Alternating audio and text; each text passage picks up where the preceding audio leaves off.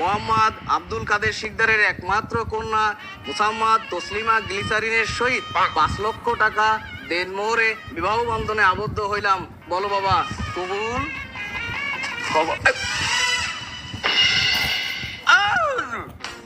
আপনি খালি মাইয়ের কাবিনের কথাই উল্লেখ করলেন, ফাঁকা পোলার কাবিনের কথাটা উল্লেখ করবেন না?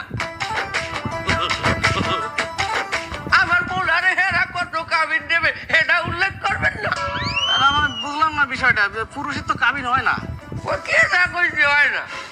এখন দেশে নারী সংস্কার আইন পাস হয়েছে, নারী পুরুষ এখন সমান অধিকার। অধিকার যেহেতু সমান, কাবিনও সমান সমান হওয়া উচিত। পোলা যেমন মাইয়ের কাবিন দেয়, মাইয়েরও এখন পোলারে কাবিন দিতে হইবে। তা ঠিক, এবার জমিতে সমানে সমান দেয় বা কত যায়।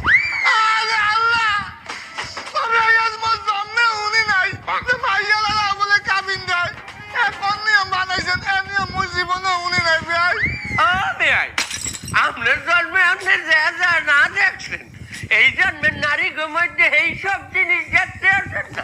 আপনার মাইয়া নিজেই তো নারী সংস্কার আইনের জন্য দাবিতে নামছিলেন রাস্তায়। তার এখন ওরে যদি আমার পোলার লাগে বিয়ে দিতে হয়, আমার পোলারও সমান অধিকার দিতে হইবে। কাবিন আমার পোলায় 5 লাখ দেবে, আপনার ভাইয়াও আমার পোলারে 5 লাখ দেবে। আন্দোলন মানে তো রাস্তায় নামছিলি, এটা মনে চলে না? তোর নাম মাইয়া নামে এই দিনটা আমার দেয়া লাগলে কি আপনি রাস্তায় আন্দোলন মানে নামছো? আর এই 5 লাখ টাকা দেবে কিনা কাবিন তোর মাইয়া দেবে? জন্ম দিয়ে আসছি এত ছোটকালে, এমনি গাই যদি বাজিয়ে লাইতাম আমার এই দিনটা দেয়া লাগছে না। আচ্ছা যাই হোক, আইন সবার জন্য সমান, যেহেতু একটা আইন করা হয়েছে, এখন আমরা এর বাইরে যাইতে পারবো না। 5 লাখ টাকার মধ্যে হইবে করাত করে দিব, তোর মায়েরও লই যাবো করাত করতে।